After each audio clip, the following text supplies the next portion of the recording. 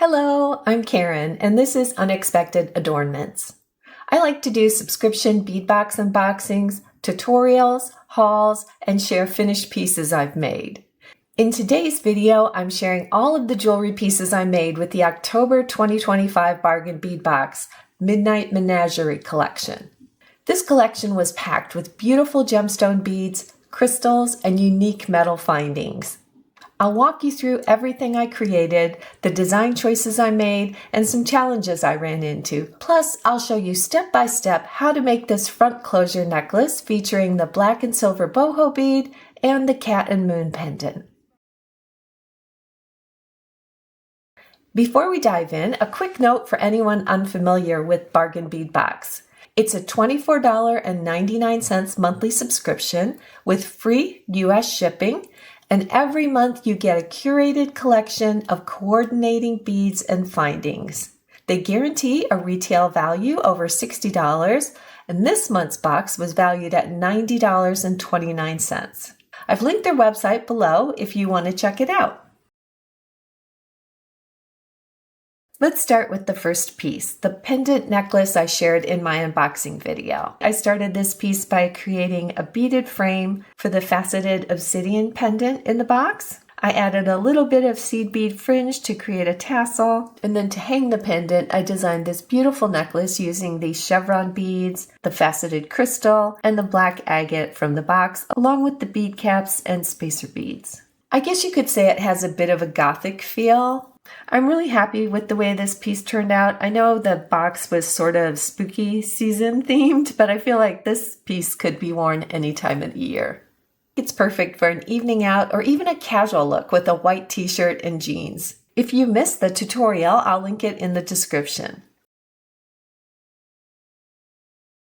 Next, I really wanted to feature the stunning Z beads from this collection, so I created a 3-bracelet stack that can be worn together, in pairs, or individually.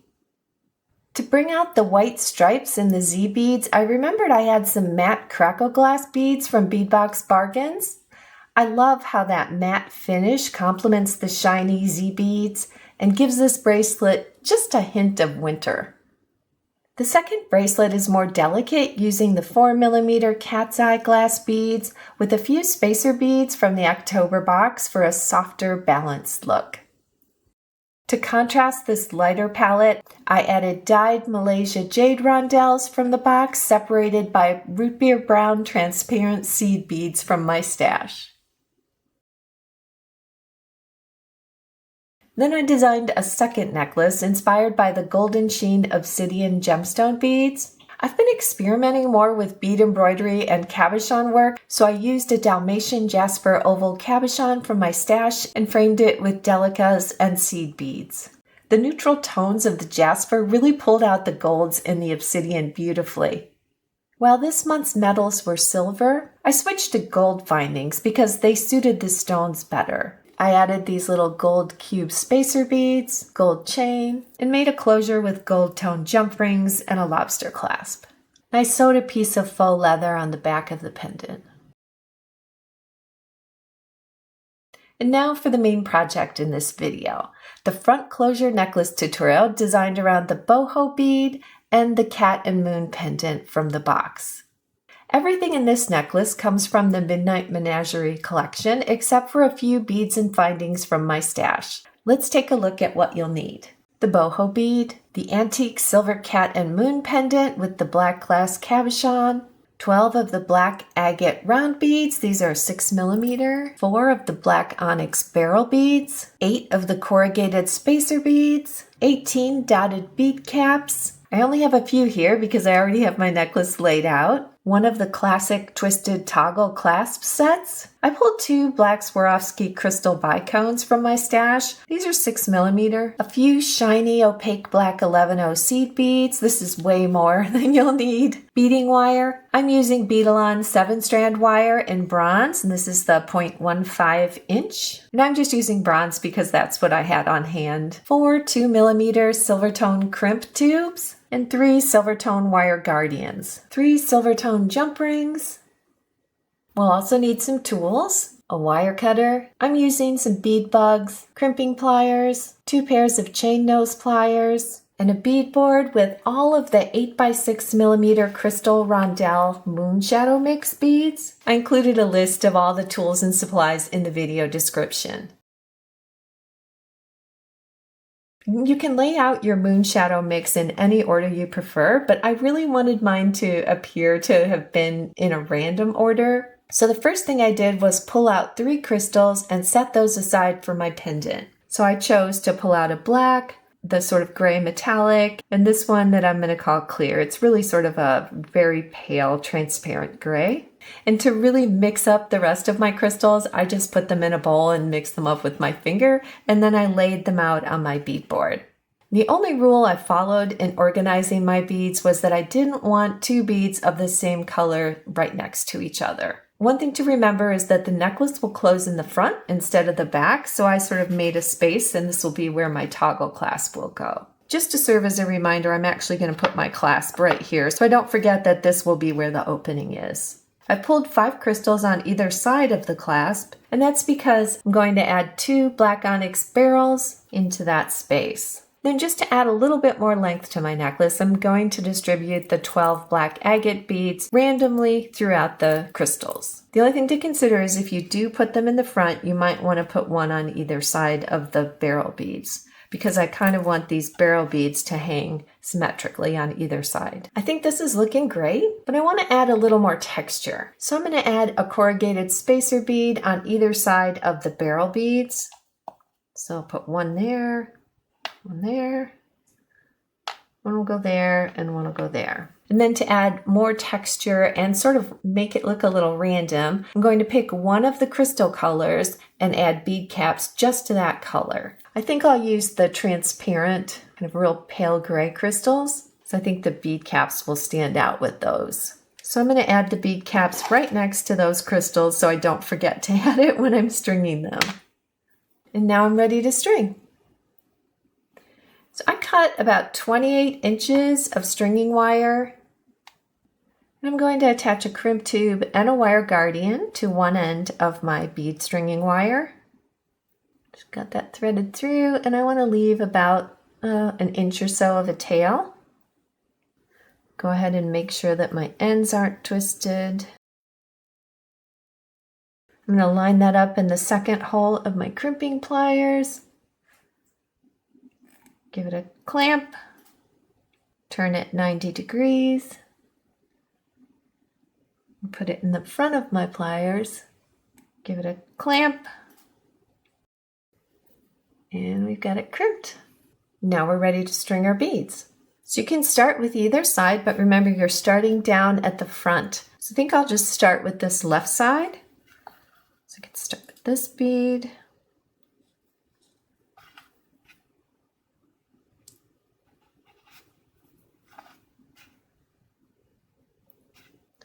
Now I have a clear one, so I want to make sure I include my bead caps.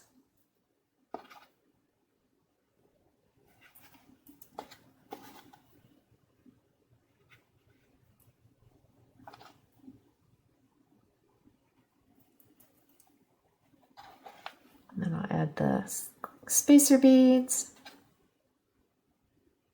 the black onyx beryl, another spacer bead, and go ahead and slide those down. When I get to the end, I want to make sure that I tuck in the end of my beading wire that I left out.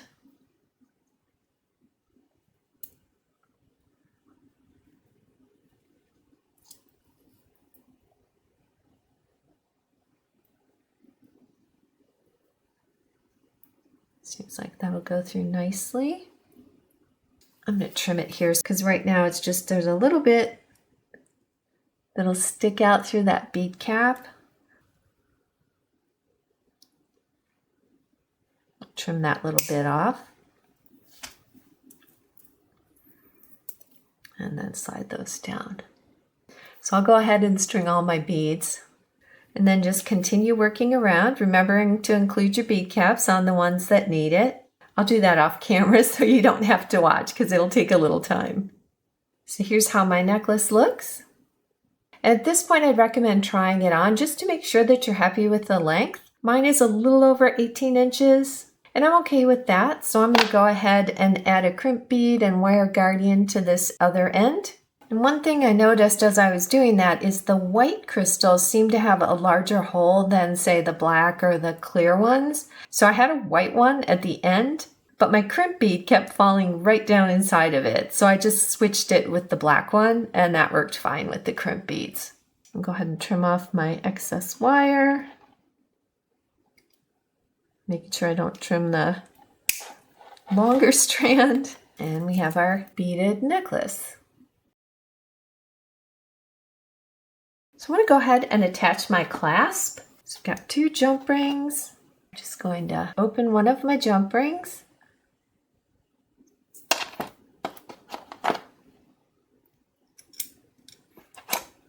And then add that to one end.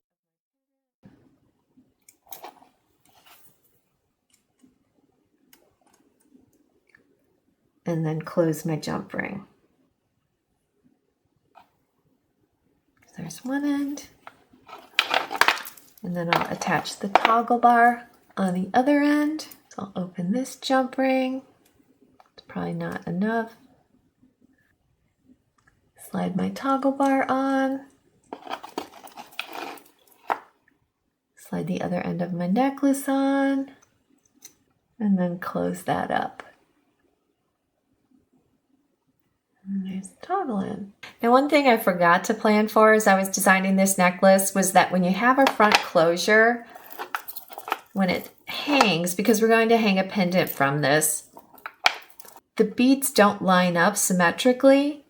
So there's a couple ways you could fix that. You could rethread the whole piece and just leave out 1 or 2 crystals at the bottom here. Probably 1 would do it. But I think an easier way to fix it is just to add some extra jump rings to the toggle.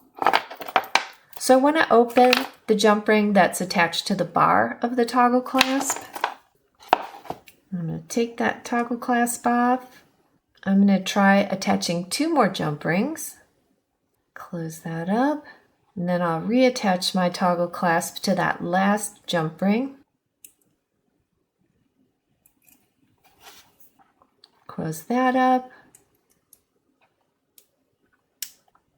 And now I've extended the length on this side. So let's try our clasp again, see how it hangs.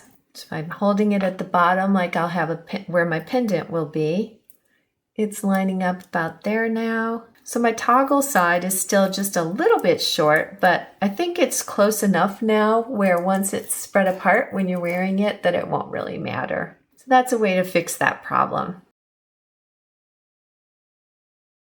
Let's go ahead and start the pendant. The first thing I did was remove the bail from the pendant. And if you look at it closely, it just has 2 little prongs on the bottom. So the way I removed it was just to grab it lightly with chain nose pliers, just sort of getting the tip of them in underneath it and then just pulling it out. And then I was able to just slide it off the ring at the top of the pendant.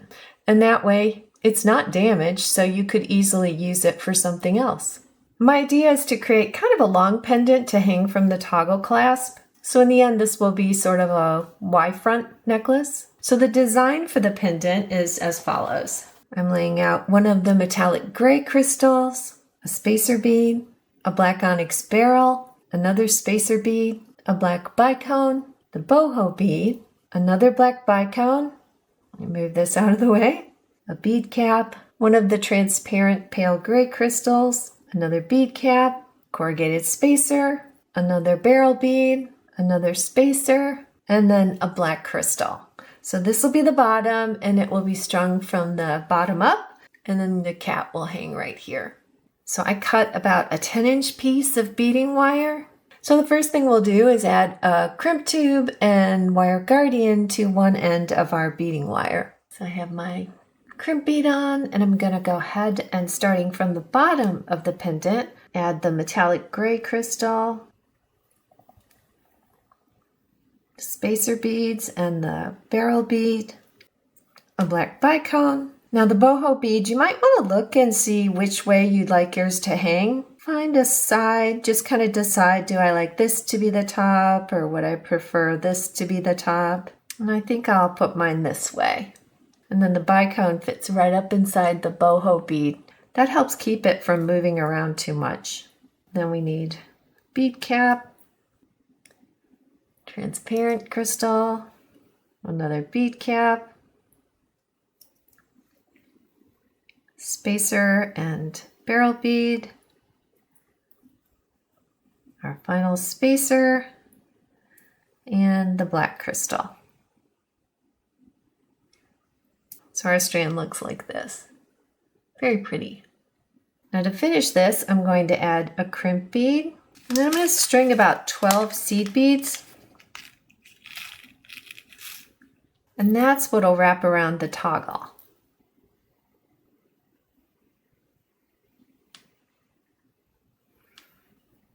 So I've got 10 on. I think I need a few more. So then what you want to do, just to test it, is wrap it around the toggle clasp just to get an idea of how this would look.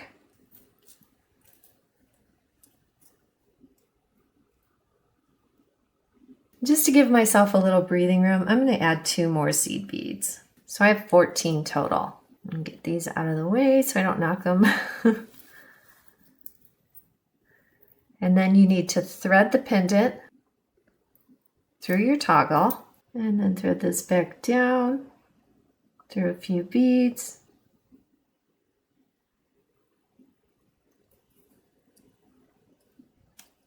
So you want to make sure you have it cinched up so that your bicones are sitting down in your boho bead, but at the same time it's not so tight that it won't move. I think that looks pretty good. So I'll go ahead and crimp my crimp tube. Just want to double check one more time that I'm happy with the tension. When you're crimping the crimp tube, make sure you stay away from those seed beads because you could easily accidentally shatter them. So make sure that those seed beads are well outside your crimping plier so that you don't accidentally catch those. And if you're having trouble with keeping the tension on it as you're crimping, one thing you can try is to use your bead bug, kind of get the tension where you'd like it so that everything's in place where it should be. And then just use your bead bug to hold that. Works almost like a little bit of a third hand. Gives you a little grace while you're trying to crimp your tube bead. And then just make sure you're not catching your seed beads. And go ahead and make your crimp. And turn it again, check you're not catching those seed beads. And crimp it again. And then you can remove your bead bug and trim your excess wire. And now you have your bead strand for your pendant, and we just need to attach the cat and moon to the wire guardian. So I'll open my jump ring, thread my pendant on. This is a bit heavy, so just make sure you've got good hold of your pliers. And then also, it does have a front and a back. So if you prefer having the round end of your toggle on, say, your right side or your left side, make sure that you have your necklace facing the way that you want the pendant to hang for the front. So let's say I want the round end of my toggle clasp to be on my right side and my bar to be on my left side. I want to arrange my necklace that way. Whoops, let me get these seed beads out of the way. I want to arrange my necklace that way. And make sure that you attach your jump ring so your pendant is facing the front. So mine needs to go on this way. And I'll grab a hold of that.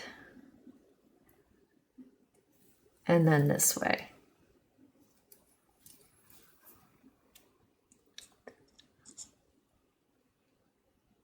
And then I'll close my jump ring. Make sure that's good and tight. Oh, still needs to be lined up a little better there. And then I've attached my pendant to my bead strand. And your front closure necklace is complete. If you enjoyed this video, please give it a thumbs up and let me know in the comments which piece was your favorite. Thanks for watching. See you next time.